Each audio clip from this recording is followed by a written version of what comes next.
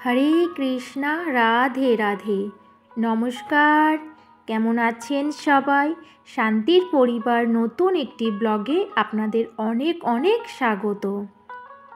আপনারাও তো জানেন, রোজকার মতো আজকেও আমার দিনটি শুরু হয়েছে রান্নাঘর থেকে। এখন বাজে ওই 4:10-15। আমি চলে এসেছি আমার মেয়ের টিফিন বানাতে, ওকে স্কুলে পাঠাবো। আজ অবশ্য তেমন কিছু আমি টিফিন দেব না, বলেছি তোকে রুটি দেব আর একটু আলু আর কুঞ্চি করে ভেজেছিলাম সেটাই দিয়েছি। জানেন তো, রাত্রে আমি সবজিটা না কেটে রাখি, সেই জন্য আমার সকালবেলায় চাপটা একটু কম। আর আমার মেয়ে রুটি বাটার খেতে অনেক ভালোবাসে। আগে তো রুটির সাথে বাটার আর ওপর থেকে একটু যদি চিনি ছড়িয়ে দিতাম, রোল করে দিলে ও খেয়ে নিত, কিন্তু স্কুলে আর এখন সেটা নিয়ে যেতে চায় না। আগে যখন অন্য স্কুলে পড়তো তখন কিন্তু আমি এইভাবে অনেকবার দিয়েছি, তখনও খেয়েছে। আসলে এখন বড় হচ্ছে তো, ওই জন্য বদমাইশিটা আরও একটু বেশি বেড়ে গেছে। আর জানেন, এইভাবে যদি আমি ওকে একটুখানি করে কেটে কেটে রুটিগুলো দিই, ওর তাহলে না স্কুলে গিয়ে খেতে একটু সুবিধে হয়। আর ও টিফিনটা প্যাক করে দিয়ে আমাদের জন্য একটু রুটি বানিয়েছিলাম, তো আমাদের রুটিগুলোতেও একটু বাটার লাগিয়ে নিলাম। আর না হলে কখনো কখনো একটুখানি ঘি লাগিয়ে নিলেও হয়, সেটাও বেশ ভালো লাগে খেতে। তবে সকালবেলাটা খালি পেটে ঘিটা দেব, শরীরটা অসুস্থ হতে পারে সবার, সেই জন্যই আমি একটু বাটার লাগিয়ে দিয়েছি। আর সাথে দিলাম একটা কমলা লেবু। লেবুগুলো ওর পাপা অনেক বড় বড় এনেছে। আমার মেয়ে বলছিল লেবুগুলো খুব মিষ্টি। আমিও খেয়েছিলাম অবশ্য, তবে আমাকে এতটা মিষ্টি লাগলো না। আর আঙুরটাও ওর মিষ্টি লেগেছে, কিন্তু জানেন আমার আবার খুব একটা আঙুরটা মিষ্টি লাগলো না, আমার তো ভালোই টক লাগলো।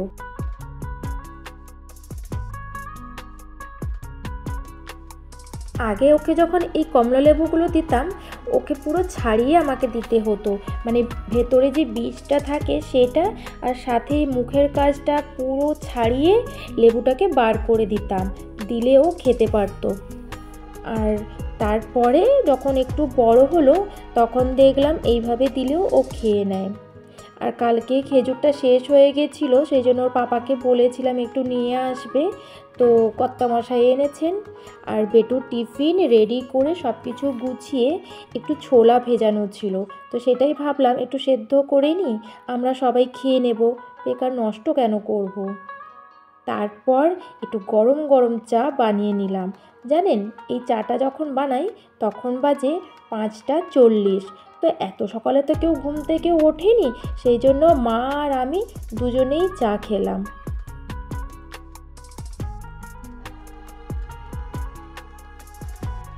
জানেন, আমাদের এই ওপরের রুমগুলো বড্ড গরম, আর শীতকালে যখন সমস্ত দরজা জানালা লাগানো থাকে তখন না খুব একটা ঠান্ডা লাগে না।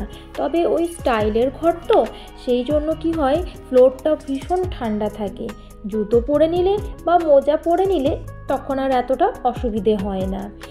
আর সেই রকমই গরমকালে কিন্তু প্রচণ্ড কষ্ট, এত রোদ, সারাটা দিন ধরে আমার ছাদের ওপরটায় রোদ পড়ে। সেই সকাল থেকে বিকেল পর্যন্ত রোদটা কিন্তু আমার রুমের মধ্যেই পড়ে, সেই জন্য গরমকালে না রুমগুলো থেকে মনে হয় আগুন বেরোচ্ছে। আমরা দুজন বেশ জমিয়ে গল্প করতে করতে সকালের চাটা কিন্তু খেয়ে নিলাম। এদিকে আমি চলে আসলাম বিছনাগুলো ঠিক করতে। এই রুমটাতে মা আর বেটু ঘুমোয়, আর মা বেটুকে তুলে রেডি করতে গেছে, যেহেতু ও স্কুলে যাবে আর কি, দেরি হয়ে যাবে ওর, আর আমিও আমার কাজে লেগে পড়লাম।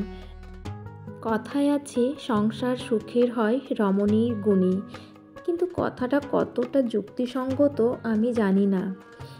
আসলে একটা সংসার সুখের করতে হলে স্বামী এবং স্ত্রী দুজনকেই কিন্তু দায়িত্ববান হতে হয়। দুজন দুজনের প্রতি ভালোবাসা, দুজন দুজনের প্রতি কর্তব্য, দায়িত্ব সব কিছু থাকতে হবে।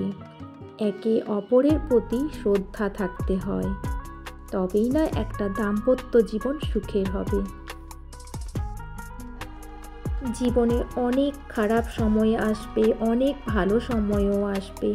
তো একটা স্ত্রীর উচিত তার স্বামীর পাশে সর্বদা সর্বক্ষণ থাকা। সেই রকমই একটা পুরুষেরও উচিত তার স্ত্রী যেমনই অবস্থায় থাকুক না কেন, যেমনই পরিস্থিতিতে থাকুক না কেন, সব সময় তার পাশে থাকা। তাহলেই দেখবেন একে অপরের প্রতি ভালোবাসা বাড়বে, শ্রদ্ধাও বাড়বে। খুবই ছোট্ট একটা শব্দ হচ্ছে সংসার, কিন্তু এই 3 অক্ষরের সংসার শব্দটার মধ্যে লুকিয়ে থাকে অনেক সাধনা, অনেক দুঃখ, অনেক কষ্ট, অনেক আনন্দ আর অনেক আশা। আলাদা দুটো মানুষ যখন সংসারের বাঁধনে বাঁধে, তখন কিন্তু দুজন দুজনের অবস্থান থেকে তারা তাদের দায়িত্ব কর্তব্য পালন করতে থাকে। একটি দাম্পত্য জীবন তখনই সুখের হয় যখন দুজন দুজনের প্রতি সহানুভূতিশীল থাকে এবং ভালোবাসাপূর্ণ আচরণ করে। অনেক সময় দেখা যায় আমাদের অবহেলা বা অজ্ঞতার জন্য পরিবারের সুখ আনন্দ নষ্ট হয়। হয়তো দেখা যায় খুব ছোট ছোট কারণে পরস্পরের প্রতি শ্রদ্ধাবোধ নষ্ট হয়ে যায়, ফলে ভালোবাসাটা হারিয়ে যায়।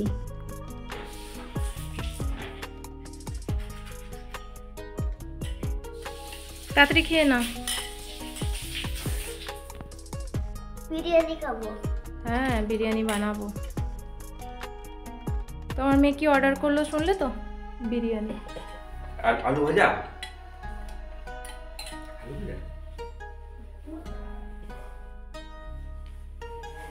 কি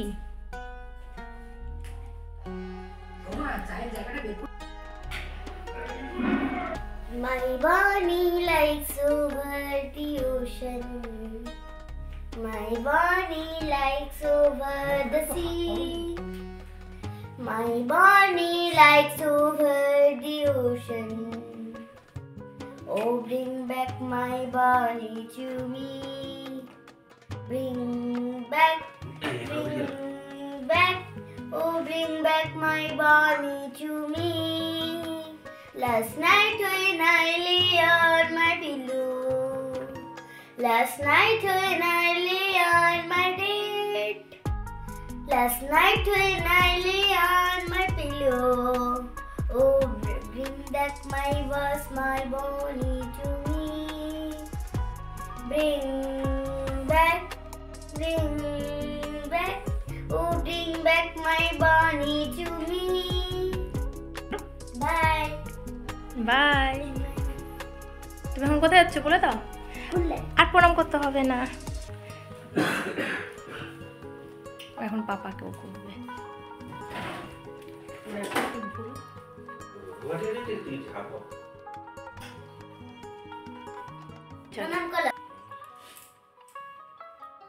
Bye bye. ওটা আমাকে দিয়ে একটু। কার মাথাটা? হয়েছে হয়েছে, আন্না আন্না।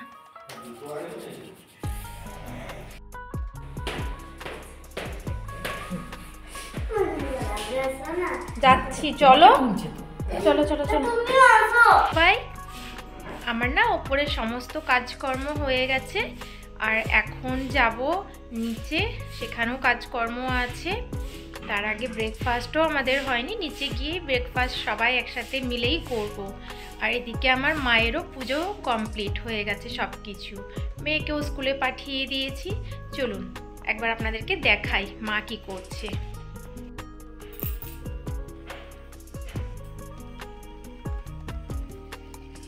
দাঁড়া, এই যে এদিকে মায়ের পুজো কমপ্লিট। তবে এই ক্ষেত্রে আমি খুবই ভাগ্যবতী নারী যে আমি আমার লাইফে এমন একজনকে লাইফ পার্টনার হিসেবে পেয়েছি যে সত্যি খুব ভালো। আসলে আমার এই বিবাহিত জীবনের এক্সপিরিয়েন্স থেকেই আমি বললাম কথাগুলো। আমার থেকেও আরও অনেক বড়জন, গুরুজন সবাই আছেন যাদের আরও অনেক বেশি দিনের বিবাহিত জীবন, তাদের এক্সপিরিয়েন্স আরও বেশি আমি জানি। তো আমার বলাতে যদি কিছু খারাপ লেগে থাকে, ক্ষমা সুন্দর দৃষ্টিতে দেখবেন। আর আপনাদের সাথে কথা বলতে বলতে আমার রান্নাগুলোও কিন্তু প্রায় কমপ্লিট। तब ऐसे ऐसे थी जब मिस मैडम बड़ी हुई, तब ऐसे ऐसे हुई जब मिस मैडम बूढ़ी हुई, तब ऐसे ऐसे थी जब मिस मैडम मर गई, तब ऐसे ऐसी थी जब मिस मैडम भूत गई, तब ऐसे ऐसी थी। आओ मिले खेलो, आओ मिलो सिलू सालो, कच्चा धागा रेस लगा लो, आओ मिलो सिलो सालो, कच्चा धागा रेस लगा लो, एक पता कच्चा हिरन का बच्चा। আর এদিকে না আমি একটু মেডিসিন বার করছি। বাবার শরীরটা ভালো না, পেটের একটু প্রবলেম হচ্ছে, অনেকবার পটি গেল, তো সেই জন্য বাবাকে একটু ওষুধ দেব।